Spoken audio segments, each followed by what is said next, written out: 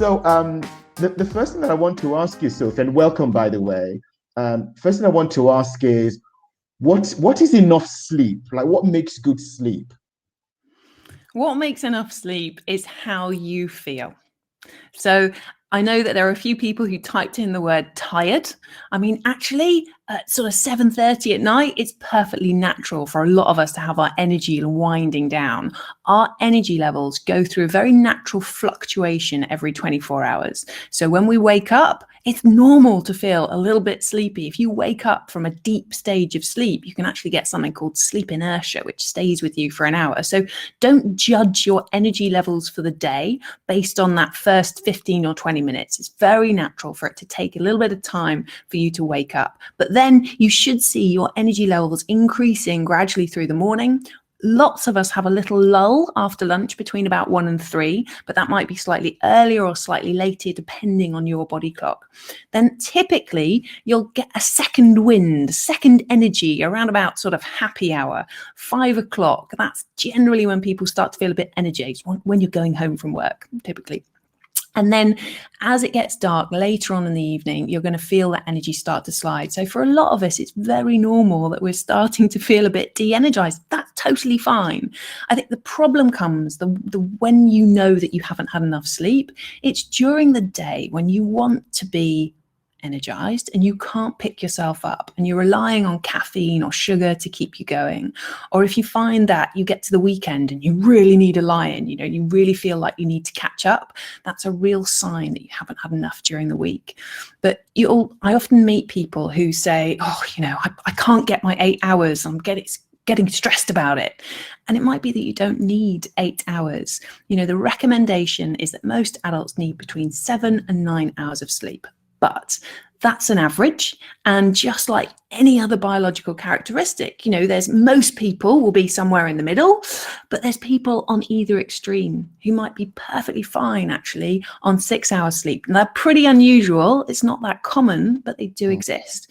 But for each one of those, there's actually somebody who might need 9.5. So it's really about being a bit intuitive with your energy levels. And if you feel like you need more sleep, you probably do. I love that actually. That whole sort of 7 hours, 8 hours. What's enough? How do I know when it's enough? Judge But it based on how you feel. okay. So tied in with that, actually, I mean, I noticed last night I woke up in the middle of the night and I really struggled to get back to sleep. And it happens from time to time when I wake up in the middle of the night. And I'm just wondering whether you could speak to that because it doesn't happen all the time, but it happens from time to time. Well, it happens all the time, actually. We all wake up during the night. So you might have heard that we sleep in cycles. So sleep is not just one continuous thing. It's broken up into a series of cycles of progressively deeper and then lighter sleep. And we go through about 4 or 5 of these sleep cycles every night. But in between each cycle, there's this period where a lot of us will actually wake up. Now, typically, we just roll over, forget about it, go straight back to sleep.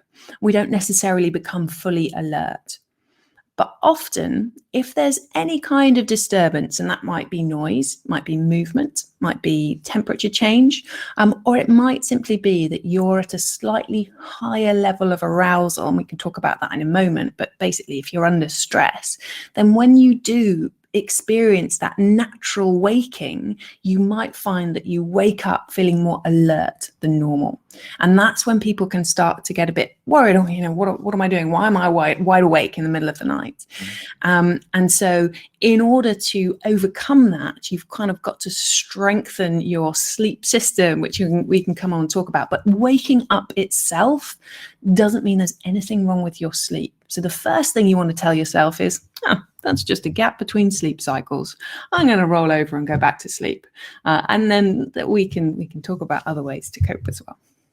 Okay, I love that. You mentioned strengthening the sleep. Did you say cycle?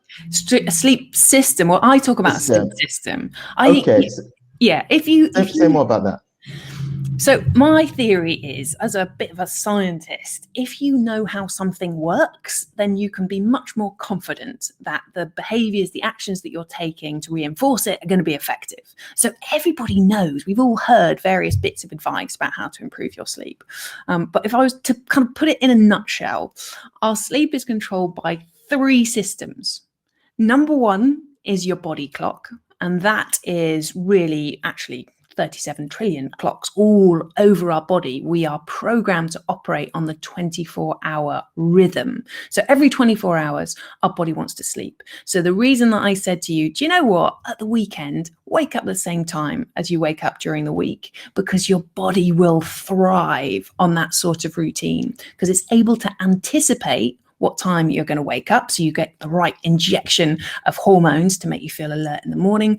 But also then 17 hours later or so, you're going to naturally feel sleepy. And that rhythm sort of reinforces itself. Everything in the body works in sync and really efficiently. So for the body clocks, routine is key. The second system that influences your sleep is called sleep pressure. That's quite straightforward. It's just the buildup of a drowsy inducing chemical in the brain. The longer you've been awake, the more of this drowsiness you build up. So that means that sometimes, if you haven't had a good night's sleep the night before, you might be tempted to go to bed, an hour or 2 early. But if you don't feel tired, if you haven't built up that sleep pressure, it's actually better probably to push your bedtime back a little bit until you actually feel sleepy, because you then leave less room for the third sleep system to get in the way. So the third sleep system is really just a disruptor, and that's the stress system. And even if everything else has gone really well, you've stuck to a routine, you've built up sleep pressure, if you are feeling overwhelmed and out of control or threatened in some way, then you can have an increase in your stress hormones, which of course prepares the body for action. So I'm sure I've covered in previous sessions, you get spikes of adrenaline and cortisol, and that disturbs your natural rhythm of melatonin, which is the hormone which signals the body for sleep. So cortisol pushes melatonin out the way, it dominates and says, you've got to deal with the threat. So it becomes much harder to sleep. And then if you do fall asleep, you're much more likely to wake up because your sleep is a little bit lighter. Yeah. So I guess watching a horror movie before going to bed might sort of activate that stress system. It absolutely can do for some people. But what's really interesting, and I posted a video out about this today, is we all have a natural level of what we call sleep reactivity. So this is our vulnerability of our sleep system to stress. So for some people, that horror movie, I would not be able to sleep. But for other people, yeah, that's kind of fine. And that's partly down to your genetics, and it's partly down to your experience of sleep. So if you've had a sleep problem before, there seems to be some kind of like a bit of a scarring that, you're more vulnerable then to sleep disruption in the future. And it just means sort of working a little bit harder to protect yourself, to be able to wind down in the evening, really protecting time, a good hour or so before you go to bed, to make sure you have switched off. And when you're thinking about the environment, it's about dimming the lights and, maybe some calming music, making sure the environment is uncluttered and that you are able to relax. I love that. So as part of HIVE, there are these 4 domains that we'll be looking at: nutrition, relax, exercise, and sleep. And I wondered whether, you started to touch on it already, but talk about the relationship between nutrition, exercise, relaxation, and how it could affect sleep. Yes, because they're all interlinked. And, people ask, okay, so what should I do to improve my health? And which one of these areas, are you going to focus on? And they are, of course, interlinked. My vote, obviously, is going to be with sleep, but there's a really good reason for it. When you sleep and you sort of reduce your stress hormones, you also recharge that part of the brain that gives you self-control. So if you are sleep deprived, your brain actually focuses on your survival response and all the emotions, so you're more irritable and sort of twitchy and impatient. But it actually downgrades activity in the brain, the prefrontal cortex, the part of your brain which controls your self-control, rational thinking, and strategic thinking.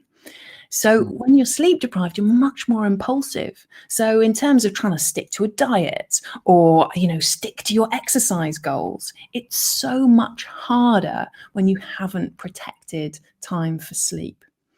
But when you do sleep well, of course, you feel a lot more energized. You're much more likely to go to the gym. And when you do go get outside, get active, that's going to be really good for your sleep. So it's a very reinforcing positive cycle. You move more, you sleep better. You eat well, you sleep better. You sleep better, you eat well.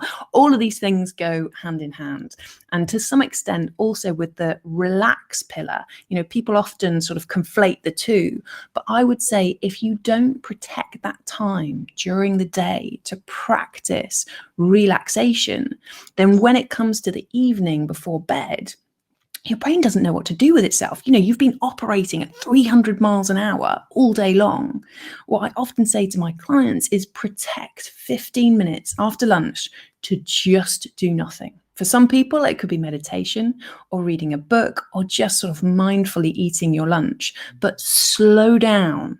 Make it okay for your brain to slow down. And then when it comes to switching out the light at night, your brain is like, oh yeah, I remember that. That's the kind of, it's downtime. That's okay. And it just gives you that chance to sort of process and catch up. So they're all good for each other. All roads lead to sleep. It kind of sounds like it. Yeah, thank you. Rochelle's just joined. I know she was looking at questions coming in. Were there any questions? Were there any questions? Hello, Sophie. Nice to meet you. There were very, very, very many questions. And as usual, we have a limited time. So we're taking the ones that have been voted up the highest, I suppose.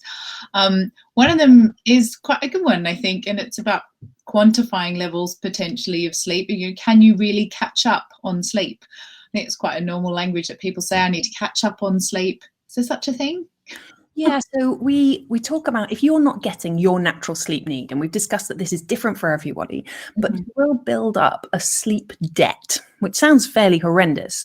It's not that you have to pay back this debt hour by hour. So if you have a poor night of sleep, let's say you've only had 6 and you usually get 9, so you've missed out on 3. You don't have to catch up hour by hour, because the following night your sleep will naturally become deeper to compensate. So what you do need to do is allow time for that next night of sleep. In an ideal world, you wouldn't set an alarm, but what you'll probably find is that you probably only need to pay back 1/3 of the missed hours. Now, that's not an exact science, but just generally speaking, our sleep gets deeper to compensate. But please remember, you can't save it up till the weekend and not expect to experience the negative effects during the week. That's the problem. That, for whichever days that you have a sleep debt, life is going to be harder. You get forgetful, you get more irritable, you're less energized. So yes and no. You don't have to pay it all back, but it does have a cost. That makes perfect sense. You've explained that really clearly, and actually put me at ease. Actually, another great question I thought was, should I try and wake up naturally so I don't disrupt my sleep cycle with that kind of annoying alarm clock thing? Wouldn't it be great if we could all just sleep whenever we wanted? I mean, there is a lot to be said for that. I realize in the modern world, it's not always practical.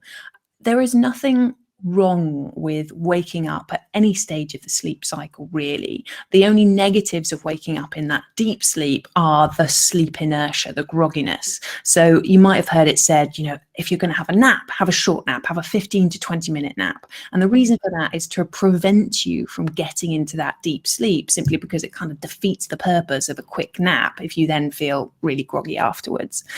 You might have seen various apps at various times produced to help you wake up during the lighter stages of sleep. That will probably happen anyway. You'll either wake up between sleep cycles, or you'll wake up usually from REM sleep, dream sleep, when you wake up naturally. So don't worry too much about using an alarm clock. But if you are getting up at the same time each day, guarantee within a week you will start waking up before your alarm. If your routine is that good and your body clocks are coordinated, they'll anticipate waking, good injection of cortisol, and you actually start to feel much more energized in the morning. Nice. Another question, which I thought was a very good one and actually very pertinent to me, although I didn't ask it, Alex Hyde did. I often struggle to get back to sleep when waking up around 4:35 a.m. Any tips? Yep. Okay. So the first morning wake up. Yeah, and this is so common. It's become more common, I think, since the whole coronavirus pandemic. That background context of uncertainty hasn't done any of us any favors. So cut yourself some slack. It's a very normal response to being in an uncertain environment. But if you want specifics, what do? So first things first, I would make sure that you're comfy. You know, go to the loo if you need to go to the loo, have a sip of water if you need that, just get comfy.